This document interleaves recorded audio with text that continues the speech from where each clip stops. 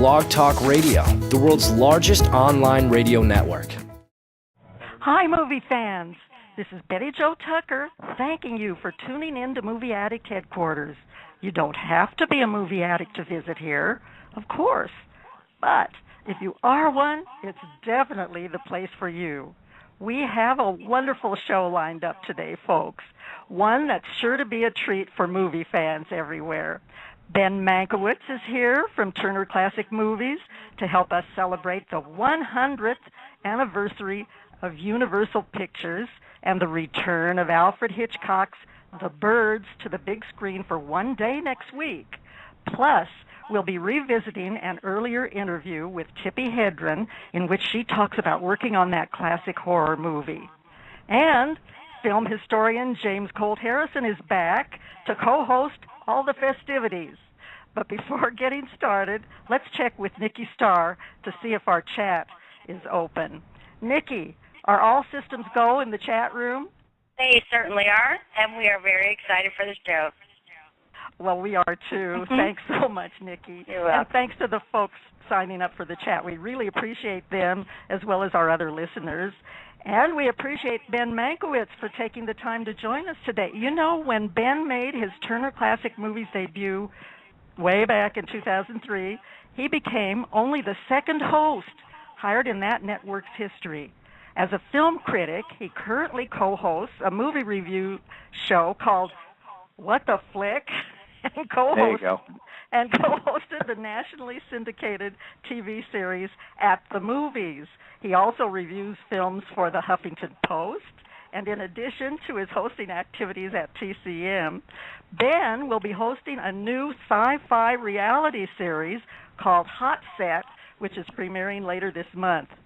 And he's even reluctantly taken on some acting roles on various TV shows. Welcome to Movie Addict Headquarters, Ben. Yeah, I didn't. The acting stuff. We need to take that out of my bio. That's crazy. Well, yes, but Ben, I even understand that you have a dog that may not be such a good actor either. Oh my God, no! He's a shocking development. He is taking a nap right now. So we. Is that Rookie? That's Rookie. That's how he spends his days. He's a great dog. No, I am not an actor. I shot something. I had an acting role this morning for a friend of mine for no money. It's for like a student. No, she's not a student film. It's for a little independent short. But as soon as they started rolling it, I had to say my lines. I mean, I'm just horrible. And every time I do this, my respect for actors goes up 3,000-fold. It is not easy to do well. It's easy to do ordinarily, but it is not easy to do well. Well, but it's easy, I think, to be a movie addict like the rest of us here. Is that right? Yes, that's I have the greatest job on the planet. And I know that you are one. I definitely know that you are one. It's great to have you with us, and it's also great to have James Colt Harrison back to co-host. He's practically one of the family now. Hi, James. Hi there. It's wonderful, and I am part of the family. I just love being on, and it's great to meet all these wonderful movie people, and just great fun. So I will always do it whenever I'm asked. Well, we really appreciate that, and so glad that you could be with us today. And I know you're eager to ask Ben some questions, so you have the floor now, James. I have the floor. Wow. Yeah. Well, hi, Ben. It's so nice to meet you. I've watched you many times on television on Turner Classic Movies. And I must say that when you first came on Turner Classic, I said to myself, who is this young kid? Who are they putting on now? Is this a grandson of part of the Mankiewicz movie family? And I just couldn't figure it out. I thought maybe you had just gotten out of college or something, and they were giving you well, thank you for saying that.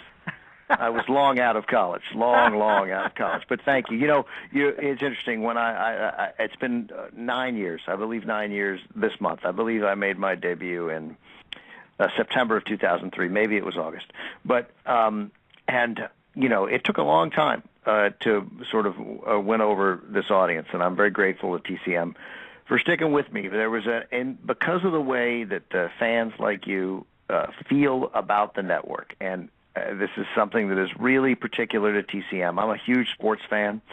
I love, I think there's great television on now. I'm excited to watch, the season premiere of Sons of Anarchy tonight on FX, and I watch the shows on A&E, Breaking Bad and Mad Men, and all those wonderful HBO and Showtime shows. But I don't feel like I have a duty to protect HBO or ESPN. No. And I think fans of TCM feel like they love us, but they also feel like they're watching us carefully so that we don't mess this up. And when I started, this young interloper with the goatee, and I wasn't really looking at the camera. They didn't have me looking. They were trying a bunch of different things in the beginning, and I think they thought, "What does this mean? What's going to happen to Robert? Is Robert going anywhere? Are they going to have commercials? Are they editing the movies? Like, don't change the thing we love." And it took people 3 or 4 years before they were like, "All right, I guess this Mankiewicz guy's okay. He can stay." Exactly. But I do have a question for you, though. It's how is Turner Classic Movies participating in the 100th anniversary of Universal Pictures? Well, we're a couple of things. First of all, as you mentioned, coming up, and I guess on the 19th, which I think is a week from tomorrow, right? Isn't that right? Yeah, Wednesday. Right. Yeah. We have. We're going to be showing the birds, limited time, limited release around the country, one day only.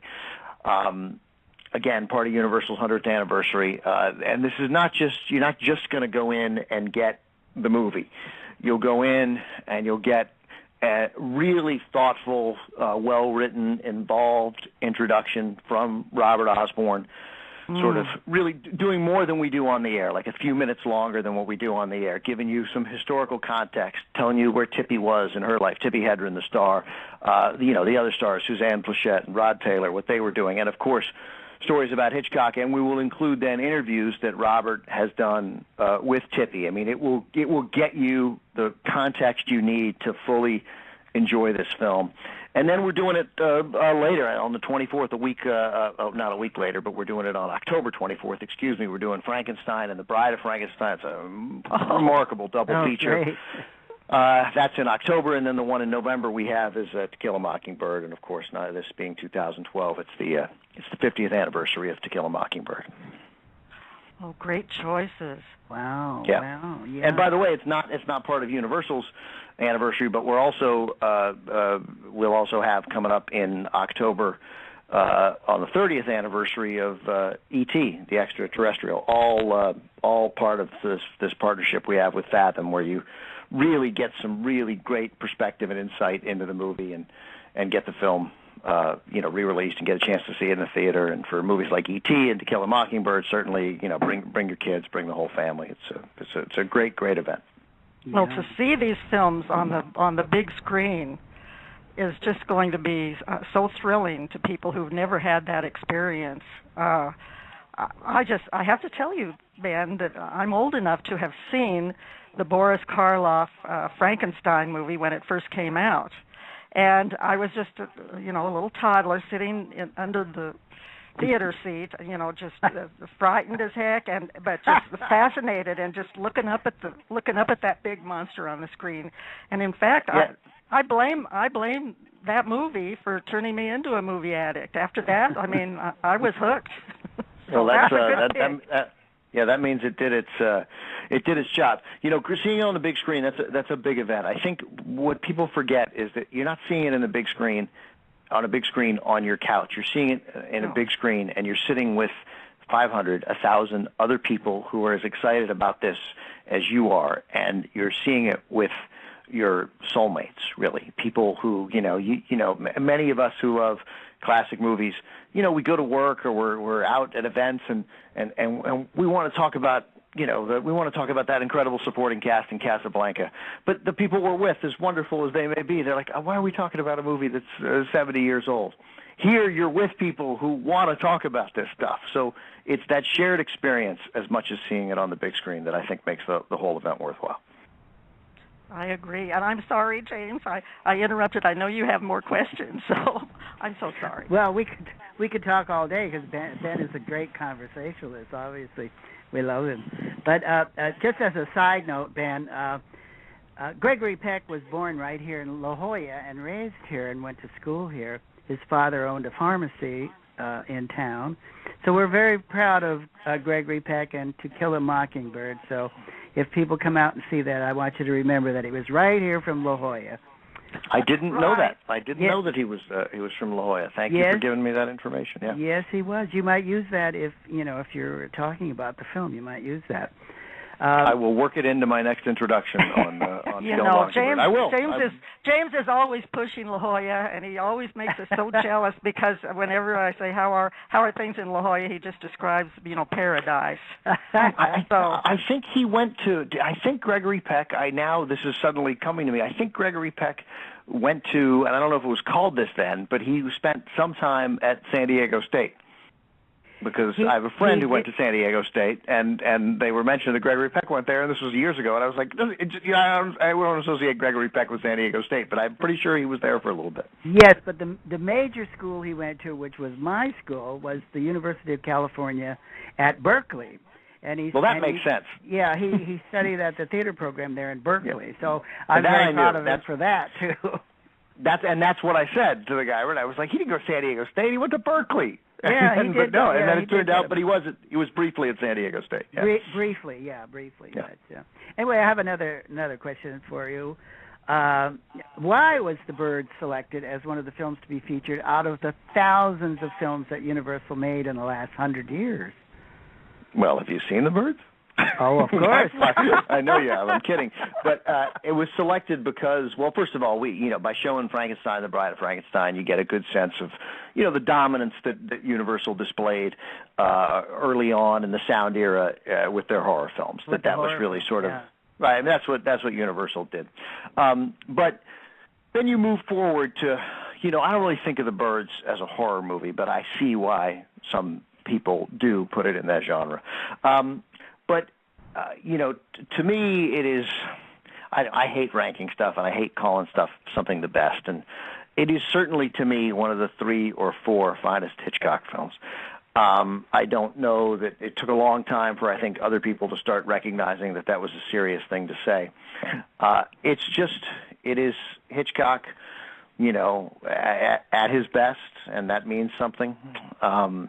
It's thrilling. It's incredibly inventive. It's this study of the unknown. I mean, it's not so much the birds that scare us; it's that we don't know what the birds are going to do. And Hitchcock in that movie, there would be an overwhelming temptation for somebody making that story now to have a scientific angle where we learn that the birds ate some poisonous food and then it was spread from bird to bird, and that's why they're behaving this way.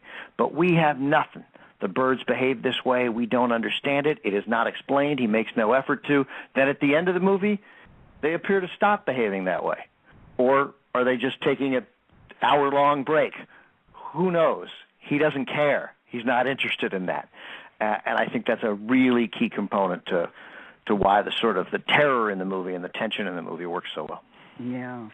Oh, I agree. I definitely agree about that, and I think this is probably a good place to play an important section of the interview that Jazz Shaw and I had with Tippi Hedren a couple of years ago. Actually, I'd like to tell listeners to check out the entire interview, which is, if they will just look up Tippi Hedren Speaks Out. That's an hour show, and she talks about her work in animal rights. But we've got a clip here where she talks about working with Alfred Hitchcock on The Birds. She does also give us a little comparison of Alfred Hitchcock with Charlie Chaplin that is kind of interesting, and you'll find out also what her favorite role is, and that might be a surprise. So let's listen to Tippi Hedren right now.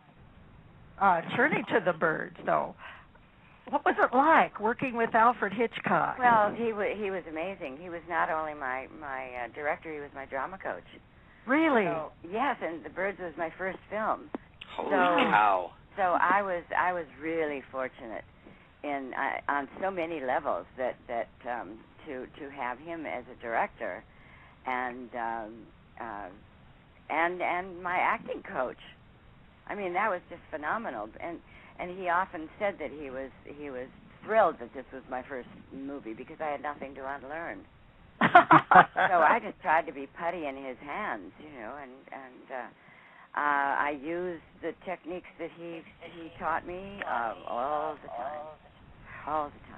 Well, how did you happen to get that role, Tippi? I was working in New York as a fashion model with Eileen Ford, and in the 50s, the commercials became very, very important, and so I was doing a lot of them. And Mr. and Mrs. Hitchcock were watching the Today Show, and they saw this commercial that I had done, and it was a story type of thing. It was for a pet milk product called Seago. It was a diet drink. Right. And I think I weighed all of 100 pounds when I did the commercial. But anyway, he saw it and decided to find out who the girl was, where she was, and so I just received a surprise phone call one day, asking me to come over to meet with an executive at Universal Studios.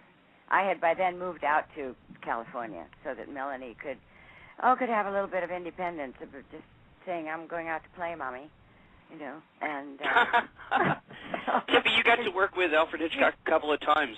What was your favorite project with him? And I liked Marnie. I liked the best. Really? Yes. Why was that? The Birds was sort of a chase type film, and the Marnie was such a deep character. My God. Yes, absolutely. And that was the interest for me. Well, working with Sean Connery had to have something to do with that, Tippi. Not all bad. No, he was just wonderful. We see each other every now and then, not often, because he lives. He doesn't live in the United States. But he was really terrific. And Rod Taylor was terrific, and of course, working with Jessica Tandy was just marvelous. And Jessica Tandy was in The Birds? Yes. Well, did you ever get hurt or have any problems with the real birds in The Birds?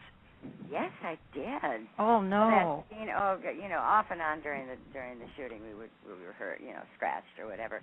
But the scene where at the end of the movie where I go up the stairs and into the bedroom upstairs, and all of the birds attack me. Yeah.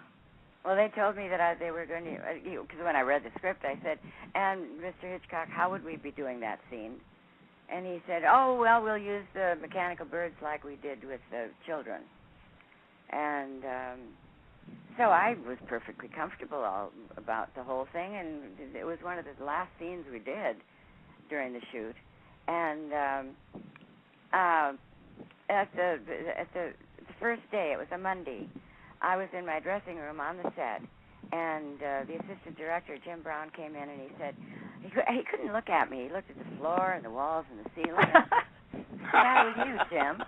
And he said, the mechanical birds don't work. We have to use real ones. And out the door he went. Well, I just was stunned. I went out to the set, and, this isn't anything they had just planned on. There was a whole cage built around the door that I come in. And there were 5 cartons of raven and seagulls and a few pigeons thrown in. Prop men with gauntlets up to their shoulders, and which they threw at me for 5 days. I don't blame you in any way whatsoever, but I do have to say I still have nightmares about that because I was a fairly young child when that movie came out, and oh my God, that was frightening. It was frightening. It was supposed to be. We worked hard to make it that way.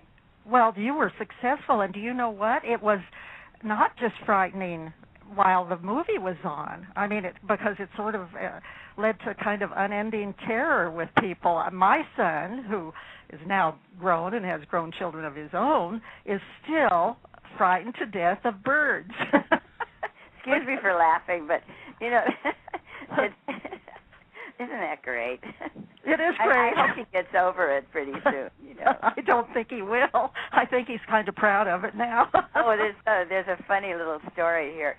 We serve about 600 pounds of meat every day to the big cats, and we have this huge flock of raven who live here because they're meat eaters, and they are in seventh heaven living here. Do you ever think back to the movie and just run away like, oh no? Oh, I do it all the time. Yeah. Oh no, here they come. They're coming. Well, Tippi, what was the whole idea in the birds? I know you had those gorgeous green suits on. I had 6 of them. Yes. You had 6 green. Yeah. What was the point of that? Do you know? The point of the birds attack? Of the green, yeah, the green suit. Oh, the green. Oh, the green was because that particular shade of green is very easy to look at. Ah. And Hitch and the beautiful, wonderful Edith Head were always very, very concerned about any kind of fashion or what does the movie require. And when you're in the same thing, the same outfit throughout the movie, I think I had another suit at the beginning of the film, and the coat. But those were my 3 things, and the nightie from the general store. But it was very important that the color was acceptable to people, and wasn't the kind of thing where, oh, if I see that dress one more time, I'm going to scream. And the Edith Head called the color Eau de Nil green. Ooh. And color was one of the most important things for his leading ladies to sort of enhance the performance even. The best way I can explain that one was in Dial M for Murder with Grace Kelly. Yes. In the first scene, she's in a red cocktail dress, and she's very, very elegant and provocative. And after the murder, her clothes become very much more drab. Right. And at the end of the film, she's where they take her away. She's in gray. Yes, and those kinds of things are very important psychologically to the viewer. Sets the tone. Exactly. And Alfred Hitchcock was a master at that. And is there any truth to the rumor that they did tie birds to you? Oh yes. Oh my yes, gosh. they did. Rita Riggs, who was my dresser, put bands around my body with elastics coming through the tears in the dress, and they then just loosely tied the leg of the raven to my body. Oh my gosh. Tippi, you work with so many famous people. For example, Charlie Chaplin. Yes. And we talk, Betty Jo and I talk to people all the time who are kind of involved in the industry or would like to be or like to understand it more. Could you just favor and just kind of contrast a little bit? Like, what's the difference between working with Alfred Hitchcock and working with Charlie Chaplin? What are the stylistic differences that you run into? Well, there were many. Alfred Hitchcock was so sure of what he wanted out of every scene that he was so well prepared that we did hardly more than 2 or 3 takes on any scene. It was really pretty amazing, and he was so definitive as to what the whole picture should look like. Everything was totally operated by him, and he always had people around him who worked picture after picture after picture with him. The way he directed with me, I don't know exactly what he did with the others, but I read the script over and over and over, and we would talk about the film as a whole. We would talk about the different characters, the relationship of each character to the other, and to the point where by the time we got on the set, we all knew what we were doing. and it was actually done very, very easily. He gave very little direction, actually on the set,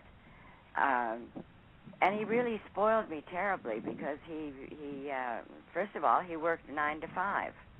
Have you ever heard of that in a movie? No. Not today, no. No. And interestingly enough, he always wore a black suit, a white shirt, and a black tie. His assistant director wore a sport jacket and slacks and pants. His DP and the assistant cameraman all were dressed every day. Uniforms. Yeah, well, but it was a very elegant. Hitch thought of it as being a very, very elegant profession. Yes. And it was. And Charlie, on the other hand, the way Charlie directed, now that's where the film should have been done. So many people have said they should have shot Charlie directing, because he would take each person in the scene, each actor's character, and perform it. And then say, all right, now you do it. Now, can you imagine following Charlie Chaplin? Oh, my gosh, that is so interesting. I think Tippi's whole interview was just one of our favorites on the show. And Ben, I know you've interviewed Tippi several times. What's your reaction to her description of working on the birds? Well, it's interesting. If you when you get to know Tippi, and when she starts to open up after a few glasses of wine, her relationship with Alfred Hitchcock, incredibly complicated, and everything you heard there is true, and she is enormously grateful to him for giving her start. He also ruined her career, and he said he was going to ruin it, and he did it. And Alfred Hitchcock, his relationship with Tippi Hedren, he is the poster child, textbook definition of horrible sexual harassment. Tippi never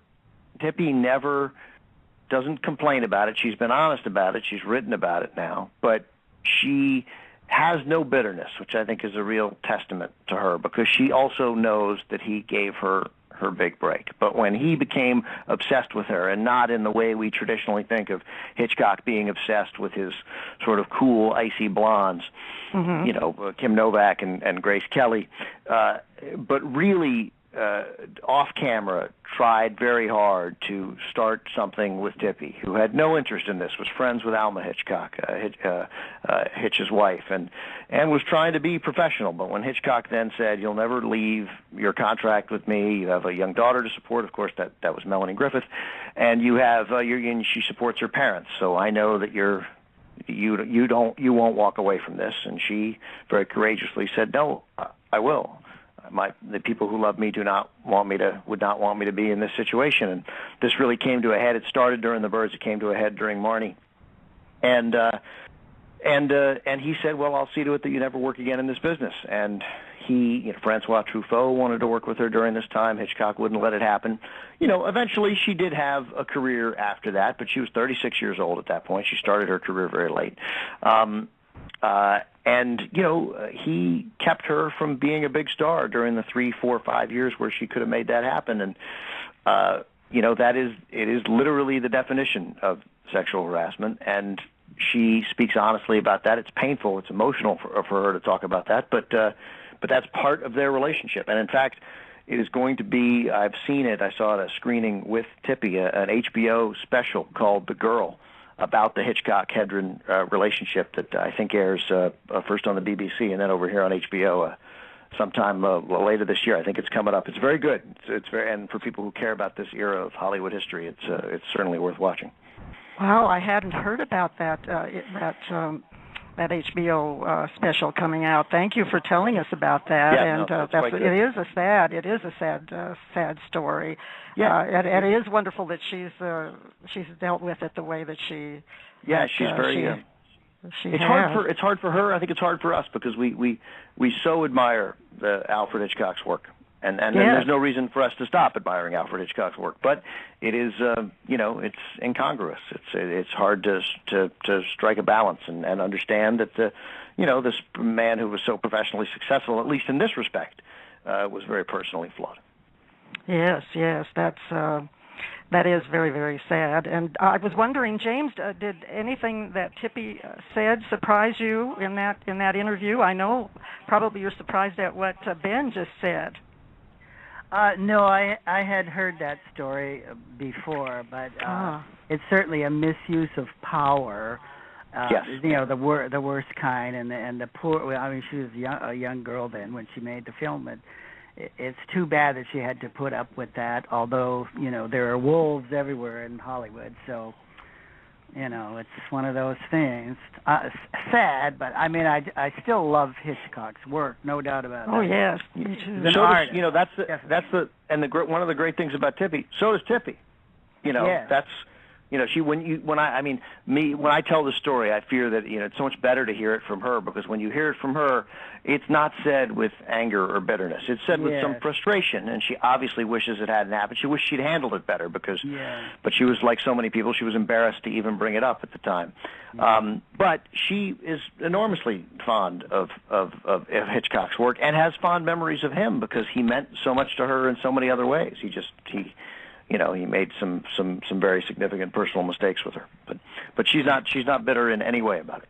No. Well, I'm glad of that. And you know what? We've had a caller holding for such a long time who's been very, very patient, and I think this might be a good time to let that caller come on the show. So, hello, caller from 441. Who is speaking, please? Hello. Hello, is this Richard? Yes, this is Richard. Yeah. Hello. Oh, hi. This is Richard Jack Smith, who's calling all the way from Wales, and thank you for being so patient and holding on. And do you have a question or a comment for Ben? Yeah, I was going to ask you about the effects in the birds, if that's okay. There was a question about the last shot in the film, about how many pieces of film were used. Does he know? I don't know, and I'm trying to the last shot when they're driving away. Yeah. Do you know how many pieces of film were used for that shot? I don't. Not off the top of my head. I mean, there was probably many, based on the way Hitchcock worked. And his fondness for using, when possible, for using scenic painters as a backdrop. But I don't know. Why? Is there? Do you know? 32 pieces of film. Wow, that is I was at least I went the right direction with. I suspect a lot. Yeah. That's not totally unusual for Hitchcock, although that's a remarkable number. Hitchcock, you heard a little bit of it in Tippi's interview, and I asked her about this, and she said I was overstating it, and I'm sure I was. But from when you read about Hitchcock and you read about his intense preparation and the fact that, as she said, at 5 o'clock he was done, that for him the preparation was the joy. And the actual shooting of the movie, that was the easy part. Like the work had already been done for him, so he knew, and that's why at 5 o'clock he was like, "Yeah, I've done this for 8 hours today. That's enough." The months that he spent with the screenwriter and with the production designer getting this movie ready, that for him was the real art. So I'm sure that final scene, 32 pieces of film sounds incredibly complicated. For Hitchcock, I suspect that had been storyboarded for months. That sounds about right. And Ben, I wanted to tell you that Richard Jack Smith is a film critic, and he does write very wonderful film reviews for Real Talk Movie Reviews. And I'm just so happy that he called in from Wales. I think Richard, what time is it over there in Wales now? It's 9:33. Just turned 9:34 now. Almost bedtime. Well, thank you for the question. Was there anything else that you wanted to say to Ben or any question? No, I just thought it was interesting trivia. I mean, I watched the making of the birds today in preparation, for the thing. But I found a lot of the answers were actually in the documentary, about the making of the movie and the fact there was some like 371 trick shots in the film, which I thought was remarkable because you look at it, it's so seamless, the paintings and how it integrates with the actual footage that they shot and how it was all blended together seamlessly and everything. Yeah, I guess, to the notion that any director from Hitchcock's era or even any modern day director who's any good at his job doesn't prepare is a silly thing to say. Of course they do. But every time I see something about Hitchcock, I am just really struck by his incredible preparation. And Tippi, is her first exposure to filmmaking comes from Hitchcock, first with The Birds and then Marnie. And then once sort of the difficulties were over and she was able to get out of her contract, but years had passed and the quality of the work had diminished and she started working with other directors, she did very quickly learn that, no, not everybody was exactly like that. And there were a lot of directors who were like, well, we'll try it like this. Let's see how that looks. And Hitchcock was not a see how this looks kind of guy. Yeah. We're getting a little bit of feedback. Richard, do you have any speakers on, or are you doing any taping? Because the feedback started when you came on. Could you check on that? See if you could turn your speakers down. No, there might be some sounds from downstairs. I think my father's watching a movie or something. But I didn't have any other questions.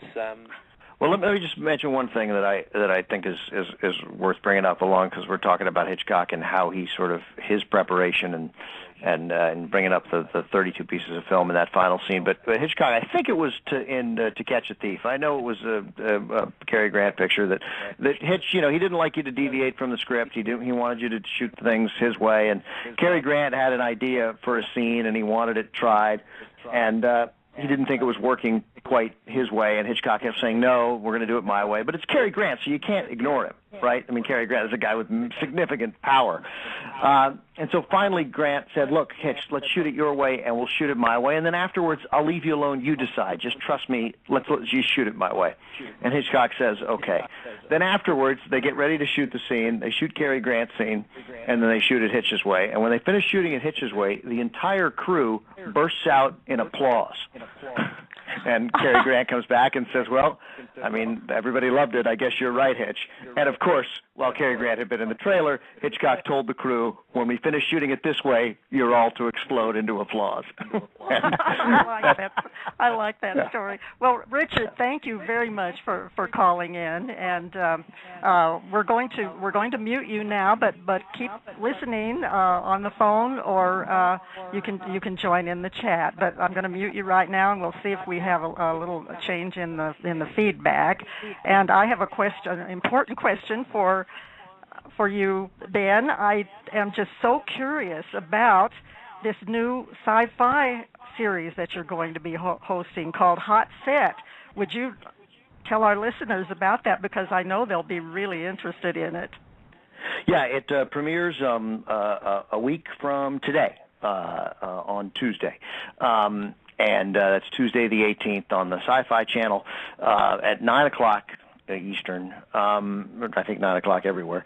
And it was a really remarkable show. I learned so much. It is a show done by the same production company that does another wonderful show for Sci-Fi called Face Off. That's a reality show competition between makeup artists, movie makeup artists, and it's really amazing to see how these incredibly talented people create these. We're talking about Universal and their horror movies. How these makeup artists create sort of these really remarkable, mythical, fantastical creatures. The idea in Hot Set is we take two production designers, two sort of young or production designers who might be a little older but haven't quite made it yet in the big time, and they're given a scene, an inspiration, say, build a supervillain's lair that James Bond-like character is caught up in. And then they have 3 days and $15,000 with some teammates to construct a set and shoot a scene on that set. And it is amazing insight into how movies are made. I mean, all the stuff that Richard mentioned, that's on the sort of the making of DVDs of the Birds. I mean, this is true how movies are made. This is the making of a movie, and you see these young, incredibly talented people start with nothing, and in 3 days, with a limited budget, build these remarkable movie sets and then shoot a scene on them and then be judged by 3 really distinguished, talented production designers who serve as the panel of judges on our show. Oh, my gosh, that is going to be something that movie addicts will be glued to their television set watching that. It is a show. If you love movies, then this is a really great show. Really sort of it's peeling back the veil of how movies are made. It's really I think a terrific show. I feel really blessed to have been a part of it. You know, I'm the host. I learned so much about production design and how critical that is to the success of a film. Yes, I understand that you were not so sold on how important that was before you hosted that show. Am I right? I this makes me sound a bit like an idiot, but it is true. You know, I don't know that I ever said this out loud, but you look at the credits at the beginning of the film and you see the incredibly significant credit up front that the production designer gets. You know, and I'm a guy, to me, what drives a movie almost less than the director is the screenplay. Obviously, you need a great director, who otherwise you can screw up a terrific screenplay. But I'm looking for plot, and I'm looking for character development. I'm looking for story. All of a sudden, I spend a little time working with these people, with these amazing production designers, Lily Kilvert, Barry Robeson, and Kurt Ram, Kurt Beach, excuse me. Kurt Ram is a trumpet player for Bruce Springsteen and the E Street Band, who I just saw. Right. And Kurt Beach, and it is. Look, I mean, here's what you need to shoot a great movie. You need a director, you need a cinematographer, director of photography, and you need a production designer. That's it. Those 3 people. That's who makes movies. And you get a great production designer. Oh my God, what they can do to make a movie look spectacular is remarkable. I was really, really overwhelmingly impressed by the talent of these people. Well, I agree with you that the production design is very, very important in films, but I certainly have thought that for a long time. And James, are you getting eager to see Hot Set on the Sci-Fi Channel after listening to Ben? Well, actually, yes, because I'm so fascinated with the behind the scenes of movie making. That thrills me. I know every time I've been on a set, I'm just gaga, because I love all the things that go into making a movie. What struck me, there's obviously great planning. You talk about storyboarding, and these people plan before they spend their $15,000 at the beginning of their 3 days. But what was really striking is the degree of scrounging that goes into it. Like, and the judges told me that that's exactly what happens on a reel. They got these big plans, and then the director comes in and says, like, I got a totally different idea. I want to shoot the scene this way. And they don't have any money left, or very little money. And they're calling friends, and they're using the back ends of cars, and they're just jerry-rigging things that end up looking remarkable on screen. And it's that was really something to learn, to not think that this is. These are creative people. These are artists, and they are constantly thinking about what little weird thing can we use to make our art work better. And some are very, very successful at doing that. I wanted to tell our listeners that we have extended the show for 15 minutes because this is such an important topic, and we're so happy to have Ben here.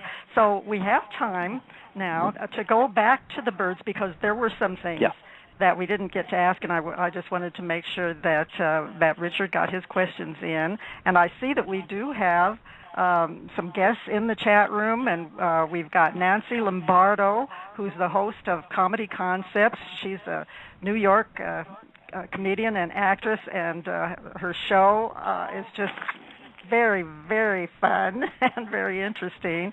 She has a CD out called Color Me Crazy, which has some of her work on it that's just hilarious. And so I always like to give it a plug and to tell listeners to check out Nancy Lombardo. We have Kai Timer, And we have somebody who is going by the number 46526. And so I'm not sure who that is, but I want to welcome everybody who has signed up for the chat. We really do appreciate it. But I was wondering, in terms of the birds, Ben, what impressed you the most about Tippi Hedren's performance in that movie? Well, I mean, first of all, that it was her first role, but that always seems almost like a backhanded compliment, like you thought maybe she should have been better if she had more experience, and I don't think that's the case. I think that her stoicism really works in the film because she, like the rest of us, sort of can't quite fathom what is happening. Doesn't really take it in. She's beautiful. She knows she's beautiful. She knows how to use her beauty. And then all of a sudden she's in this situation where, of course, her beauty is useless against this unknown force that we just don't understand and that Hitchcock is not going to help us with. He is not going to explain anything about what's motivating these birds. And I think that manner of playing the role worked incredibly well. The fact that it really, except for maybe that scene that you heard in the interview talked about where she goes up in the attic, inexplicably, I might add, goes into the attic. Why would anybody go into? Why would anyone walk up there? That's really the only time she's really thrown off her game. It's sort of that composure, that icy facade fades. And I asked her in one interview that we had, hey, why the heck did you go up those stairs? And she said, thinking the same thing, she said, well, I asked Hitchcock, because we're reading the script and we know the terror and it's attacked the children, it's killed Suzanne Plachette, the birds are dangerous. Why would I go up those stairs? She asked Hitchcock, and Hitchcock, of course, said to her, my dear, you go up those stairs because I tell you to go up those stairs. So that's as much explanation as Hitch felt he needed. Yeah, you would definitely do what Hitchcock said. Well, James, do you have any comments that you'd like to make about Tippi's performance in that movie? Do you kind of agree with Ben that she was so good because it was her first movie? I kind of wouldn't have even known that it was her first movie. She was so good. But no, actually, what's your reaction? I didn't even think it was her first movie when I saw it. I just thought, oh, she's a nice actress. She's wonderful in this part. And I was very impressed. So I wasn't thinking that it was her first film at all because she did everything so well. But I was just wondering if Ben had a favorite scene in The Birds besides the stairway scene. Yeah, I mean, the scene with the kids when the birds attack is a really powerful scene. Yeah. Seeing the phone booth scene is great. Which comes right after, I guess, the diner scene. I mean, it's all so good. I mean, right in the beginning when she walks into the store, and when we get the little, I believe that's where the Hitchcock cameo is. I mean, it's good throughout. I mean, she gives a commanding performance. She's in just about every scene. Yeah. It's all great. I don't. I'm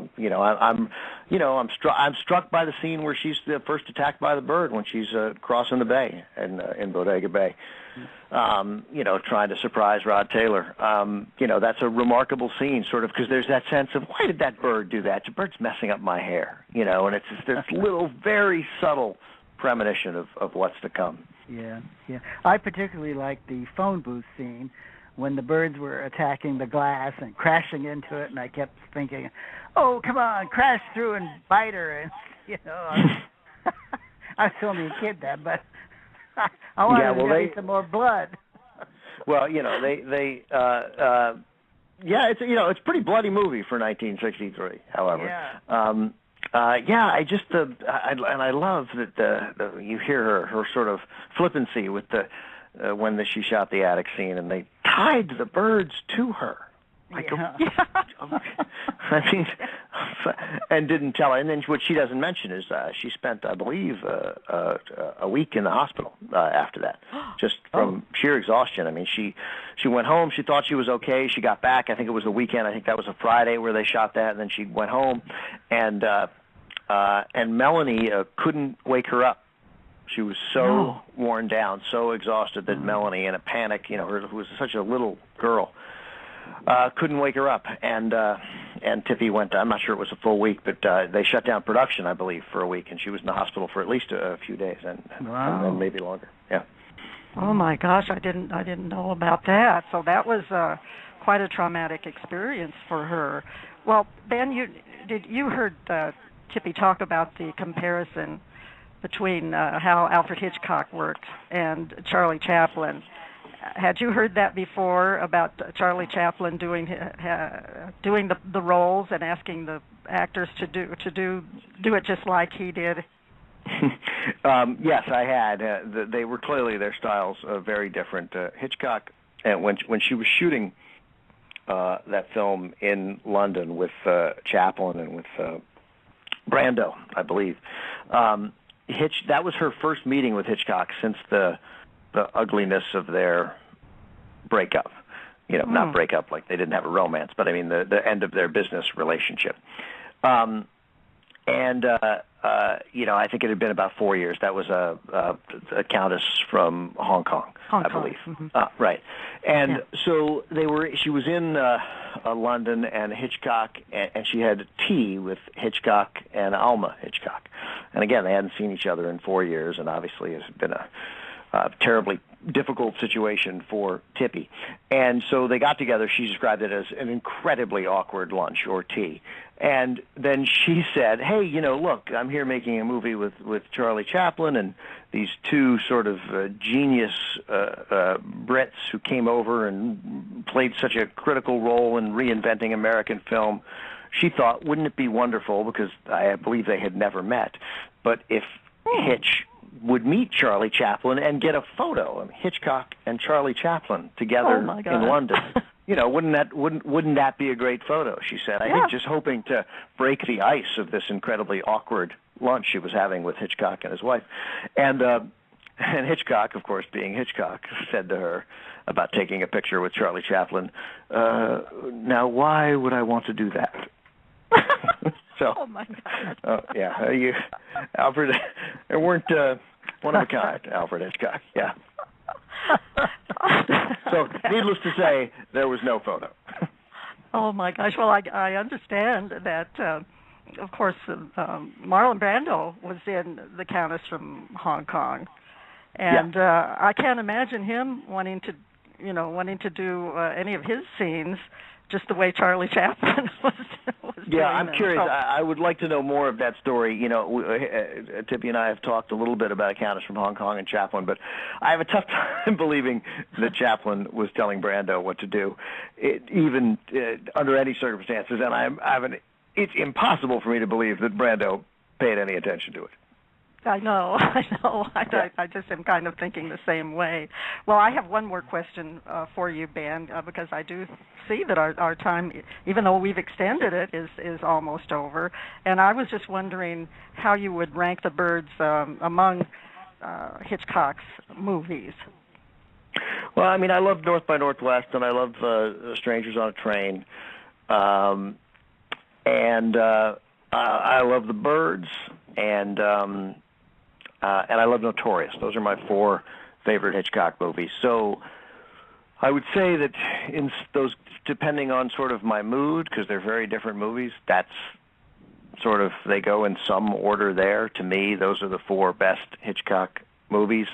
I know that Vertigo just edged out Citizen Kane for the first time in decades as the #1 movie of all time. Vertigo doesn't do it for me the way those others. I mean, I get it. Vertigo's wonderful, but to me, it's not even. Like I said, it doesn't even crack my Hitchcock top 4. So I have a tough time believing that it's a better film than Citizen Kane. Well, nobody's perfect, Ben. That's right. At this point, you have been. Yeah. Vertigo is definitely mine. Vertigo's your favorite. All right. Well, look, you're clearly the people are with you. The majority has spoken. The majority, the people have spoken, and I just get hypnotized, I think, when I'm watching that, and I watch it over and over again, and I never remember how it ends. So that's really fortunate, because then I can enjoy it every time that I. Well, that that's I one see of the it. great things. It's one of the problems why I don't like making lists, because when you make a list of Hitchcock's top 4 movies and you don't include Vertigo, then I end up being the guy who doesn't like Vertigo. I love Vertigo. Vertigo's great. I just those other movies are like a little tiny bit greater, but that's the problem with list making. I mean, we all love the movies. We all love, and we certainly all love Hitchcock. So. Absolutely, my favorite director. Not necessarily my favorite person after today's show and learning all of these things about Alfred Hitchcock, but you can't take away from his cinematic artistry. Well, our time is almost up, so I want to thank you, Ben, for being such a terrific guest today. It's my pleasure. Thanks for having me.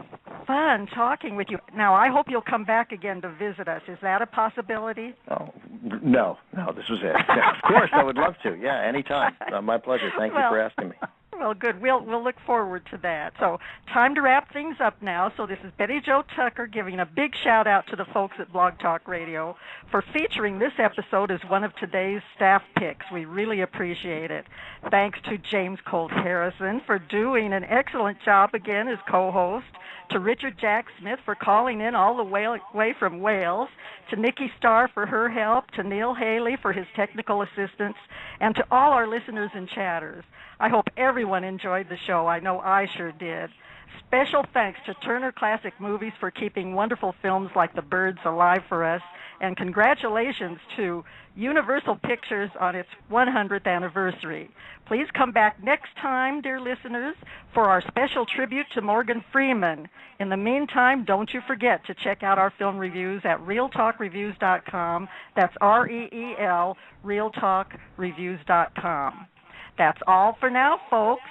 So here's the talented A.J. Daniels closing the show with a song Nikki and I dedicate to all our Blog Talk Radio listeners. Blog Talk Radio, where millions of hosts and listeners gather.